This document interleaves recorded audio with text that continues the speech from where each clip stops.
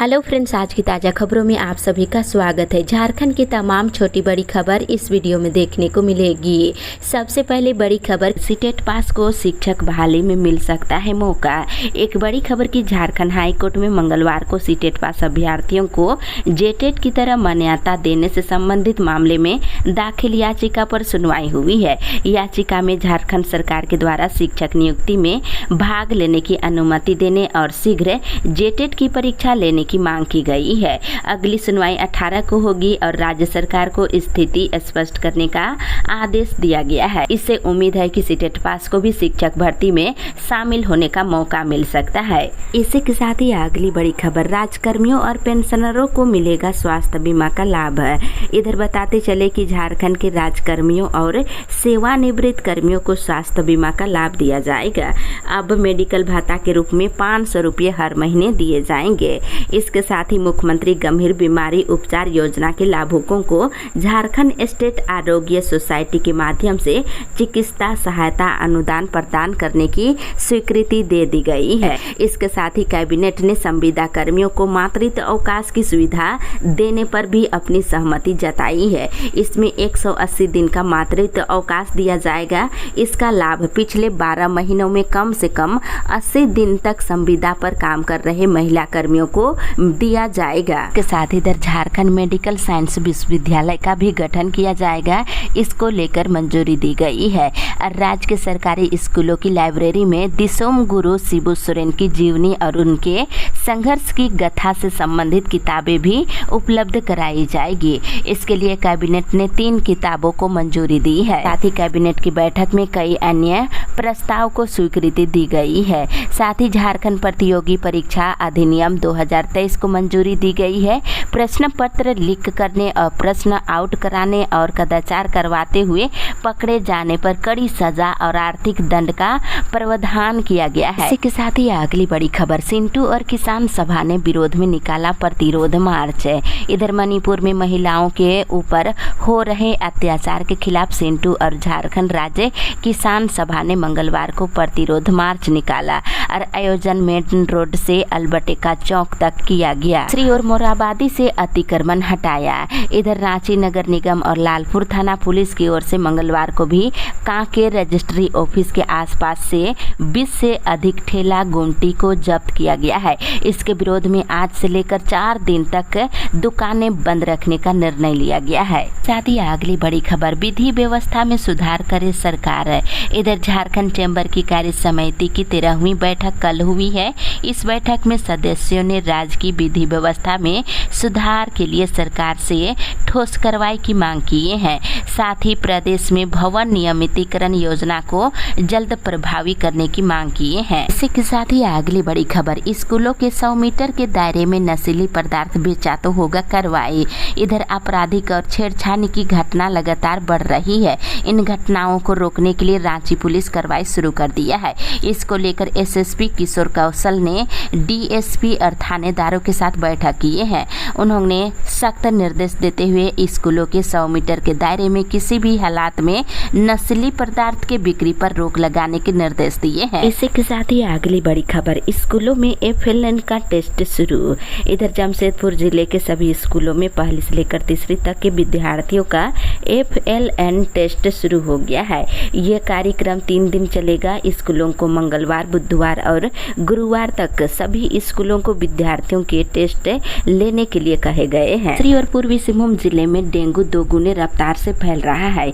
इस साल अब तक जिले में 56 डेंगू के मरीज की पुष्टि हो चुकी है। साथ ही इधर आदिवासी बहुल कोल्हान विश्वविद्यालय में संथाली की पढ़ाई बंद हो सकती है। हर साल 500 विद्यार्थी इस विषय में नामांकन लेते हैं। इसी के साथ ही अगली बड़ी खबर, 1 महीने में 536 स्वयं सहायता समूह हो गठित। इधर डीडीसी मनीष कुमार ने पूर्वी सिंहभूम जिले में JSLPS के कार्यों की कल समीक्षा किए हैं। उन्होंने स्वयं सहायता समूहों की ग्रेडिंग का भी निर्देश दिया है ताकि पता चल सके कि किस प्रखंड में कौन सा समूह पूरी तरह से काम कर रही है। वहीं 1 महीने में 536 स्वयं सहायता समूह गठित करने के निर्देश दिए हैं। इसी के साथ ही अगली बड़ी खबर, जिले में सामान्य से कम बारिश, सुखाड़ की आहट से डरे किसान। इधर सरायकेला जिले में अभी तक 127.5 10% ही बारिश हो पाई है। इससे किसान सुखाड़ की आशंका से चिंतित होने लगे हैं। पिछले वर्ष भी सुखाड़ की स्थिति से किसानों को गुजरना पड़ा है और इधर बारिश नहीं होने के कारण खेतों में पानी नहीं है, धान की बुआई तक नहीं कर पाए हैं और सर्वे कर आयुष्मान कार्ड बनाने के निर्देश है। इधर उपायुक्त अरवा राजकमल ने मंगलवार को अपने कार्यालय कक्ष में 4 अगस्त तक चल रहे आयुष्मान पखवाड़ा के सफल क्रियान्वयन को लेकर के बैठक किए हैं। इस दौरान सर्वे कर आयुष्मान कार्ड योग्य लाभुकों को बनाने के निर्देश दिए हैं। इसके साथ ही अगली बड़ी खबर, विश्वविद्यालयों में होगा युवा सांसद का आयोजन। इधर रांची विश्वविद्यालय सहित झारखंड के अन्य विश्वविद्यालयों और कॉलेजों में राष्ट्रीय सेवा योजना की ओर से जुलाई के अंतिम सप्ताह से लेकर के अगस्त के प्रथम सप्ताह तक युवा सांसद का आयोजन किया जाएगा। इसके साथ इधर राजधानी रांची में 510 से अधिक स्कूल ऐसे हैं जिसमें एक भी शिक्षक नहीं है, लेकिन सरकार शिक्षकों की कमी की भरपाई नहीं कर पा रही है। इनमें अधिकांश प्राथमिक विद्यालय हैं। इन स्कूलों में पढ़ाई राम भरोसे है, कहीं सीनियर बच्चे पढ़ा रहे हैं। साथ ही अगली बड़ी खबर, रघुवर सरकार के 5 मंत्रियों पर दर्ज होगी प्राथमिकी। इधर मुख्यमंत्री हेमंत सोरेन की अध्यक्षता में हुई कैबिनेट की बैठक में पूर्ववर्ती रघुवर सरकार के 5 मंत्रियों के खिलाफ आय से अधिक संपत्ति के मामले में प्राथमिकी दर्ज करने की स्वीकृति दी गई है। वहीं मंगलवार को कैबिनेट की बैठक में कुल 29 प्रस्तावों पर मुहर लगाई गई है। इसमें प्रमुख रूप से देखा जाए तो अमर बावरी, लुइस मरांडी, नीलकंठ सिंह मुंडा और नीरा यादव के साथ ही रणधीर सिंह शामिल है। साथ ही अगली बड़ी खबर, भाजपा शुरू करेगी माटी रोटी बेटी बचाओ अभियान। इधर भाजपा अनुसूचित जनजाति मोर्चा की मंगलवार को बैठक हुई। इसमें बेटी रोटी और माटी बचाओ अभियान कार्यक्रम को लेकर चर्चा किया गया है। इसमें बताया गया है कि अभियान 5 अक्टूबर रानी दुर्गावती की 500वीं जयंती के अवसर पर शुरू होकर संविधान दिवस से 26 नवंबर को संपन्न होगा। इसी के साथ ही अगली बड़ी खबर, मानसून सत्र को लेकर स्पीकर आज करेंगे सर्वदलीय बैठक। इधर झारखंड विधानसभा के मानसून सत्र को लेकर के आज महत्वपूर्ण बैठक होने जा रही है। मानसून सत्र 28 जुलाई से 4 अगस्त तक आहूत किया गया है। विधानसभा अध्यक्ष रविंद्रनाथ महतो ने मानसून सत्र के सुचारू संचालन के लिए सर्वदलीय बैठक बुलाई है। इसी के साथ ही अगली बड़ी खबर, कर्मियों को बेहतर सुविधा देने के लिए सरकार प्रतिबद्ध है। इधर राज्यकर्मियों को पुरानी पेंशन योजना का लाभ देने को लेकर इसके दिशा निर्देशों से संबंधित प्रस्ताव कैबिनेट से स्वीकृति होने पर कर्मियों ने मुख्यमंत्री हेमंत सोरेन का जमकर स्वागत किए हैं। दूसरी ओर मोदी सरकार के विरुद्ध आज अविश्वास प्रस्ताव लाएगा विपक्ष। इधर मणिपुर पर संसद में गतिरोध के बीच विपक्ष बुधवार को मोदी सरकार के खिलाफ अविश्वास प्रस्ताव लाने जा रहा है। लोकसभा में कांग्रेस के नेता अधीर रंजन चौधरी ने मंगलवार रात ये बात की ऐलान किए हैं। इसके साथ ही अगली बड़ी खबर, प्रवासी मजदूरों को बीमा योजना का लाभ है। इधर जानकारी के अनुसार वर्तमान समय में विदेशों में झारखंड के 8700 से अधिक लोग काम कर रहे हैं। इसकी जानकारी केंद्रीय विदेश राज्य मंत्री बी मुरलीधर शरण ने जानकारी लोकसभा में दिए हैं। वहीं उन्होंने बताया है कि प्रवासी मजदूरों को कम से कम 10 लाख रुपए तक का बीमा का लाभ मिल सकता है। इसी के साथ ही अगली बड़ी खबर, नेता प्रतिपक्ष का मामला।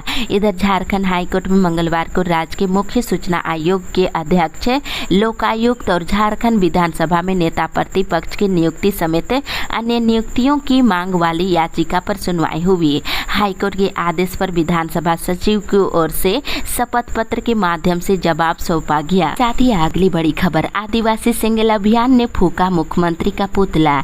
इधर बताते चले, बड़हरवा प्रखंड क्षेत्र के रामनगर पंचायत में आदिवासी सिंगल अभियान की ओर से प्रखंड अध्यक्ष मनिक टुंडू के नेतृत्व में मुख्यमंत्री हेमंत सोरेन का पुतला दहन किया गया। वहीं कार्यकर्ताओं ने संथाली भाषा को राज्य का प्रथम राजभाषा का दर्जा देने की मांग कर रहे थे। साथ ही अगली बड़ी खबर, सभी नगर निगम में 2 अगस्त से नए सॉफ्टवेयर से पास होगा नक्शा। इधर झारखंड के सभी नगर निकायों में 2 अगस्त से नए सॉफ्टवेयर से नक्शा पास किया जाएगा।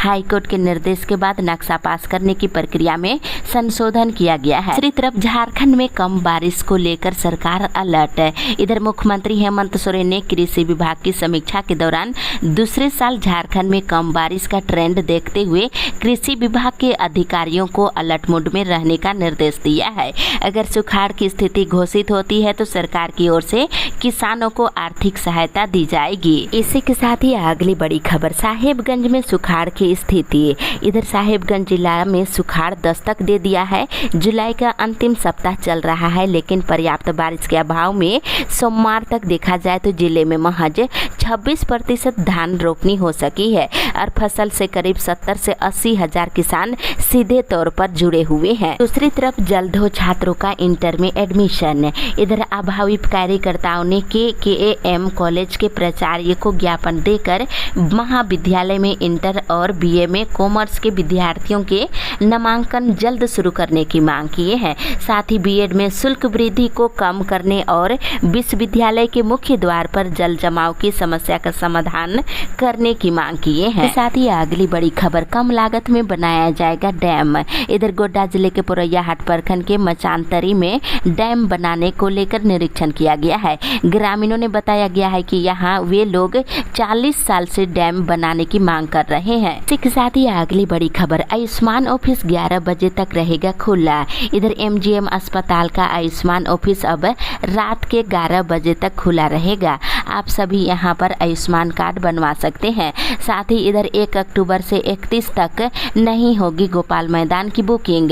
इधर अगले 1 अक्टूबर से 31 मार्च तक गोपाल मैदान की बुकिंग किसी प्रकार के कार्यक्रम के लिए नहीं कराया जा सकता है। इसको लेकर अधिसूचना जारी कर दी गई है। इसी के साथ ही अगली बड़ी खबर, BEd कॉलेजों में नामांकन शुरू। इधर BEd कॉलेजों में नए सत्र में नामांकन की कवायद शुरू कर दी गई है। इसके तहत 21 से लेकर के 27 जुलाई तक यानी कि प्रथम मेधा सूची के आधार पर BEd कॉलेजों में नामांकन लिया जाना है। कॉलेजों में अनुशंसा के अनुसार डॉक्यूमेंट वेरिफिकेशन के बाद नामांकन लिया जाएगा। दूसरी तरफ पोटका विधानसभा क्षेत्र के पोटका प्रखंड के 30 पंचायतों में 300 करोड़ रुपये से शुद्ध पेयजल आपूर्ति किया जाएगा। मुख्यमंत्री हेमंत सोरेन ने इसकी स्वीकृति दे दी है। वहीं प्रखंड के छात्र छात्राओं को उच्च शिक्षा के लिए पोटका में डिग्री कॉलेज भी बनाया जाएगा। इसके साथ ही अगली बड़ी खबर, आदिवासी छात्र संगठन ने मणिपुर सरकार का जलाया पुतला। इधर मणिपुर में घटित शर्मनाक घटना के विरोध में आदिवासी छात्र संघ द्वारा मंगलवार शाम भगत सिंह चौक में केंद्र सरकार और मणिपुर सरकार का पुतला जलाया गया। वहीं जमकर नारेबाजी की गई है। साथ ही अगली बड़ी खबर, आवास योजना में भ्रष्टाचार पर महिलाएं गोलबंद। इधर गिरिडीह जिले के गांवा के सेरुआ पंचायत में PM आवास योजना में भारी भ्रष्टाचार को लेकर मंगलवार को महिलाओं का गुस्सा फूट पड़ा और सेरुआ पंचायत से 30 की संख्या में PM आवास योजना की लाभुक महिलाएं गांवा ब्लॉक ऑफिस पहुंचकर सेरुआ पंचायत में वहां के मुखिया और पंचायत सचिव की मनमानी और भ्रष्टाचार की पोल खोल दी है। युवाओं को मिलेगा नौकरी और प्रोत्साहन भाता।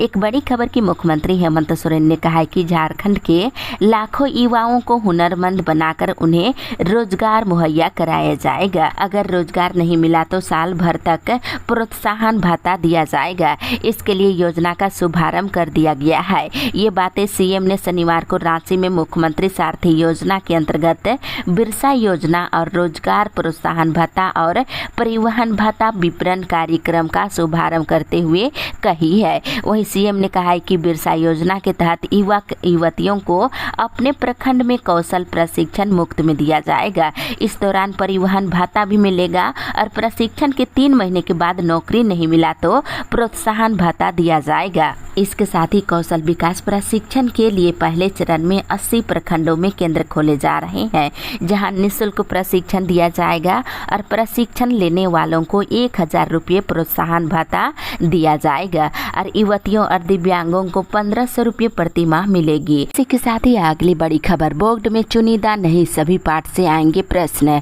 इधर CBSE 10वीं 12वीं वार्षिक परीक्षा के पहले अब ब्लूप्रिंट जारी नहीं करेगा। CBSE ने वर्ष 2024 की बोर्ड परीक्षा के लिए ब्लूप्रिंट सिस्टम को खत्म कर दिया है। इससे 10वीं और 12वीं बोर्ड परीक्षा के लिए छात्रों को अब हर चैप्टर पढ़ने होंगे और सभी प्रश्न सभी पाठ से पूछे जाएंगे। इसी के साथ ही अगली बड़ी खबर, हर क्षेत्र में रोजगार के मौके बढ़ेंगे आए। इधर प्रधानमंत्री नरेंद्र मोदी की उनके शासनकाल में भारत 10वीं से दुनिया की 5वीं सबसे बड़ी अर्थव्यवस्था बन गया है।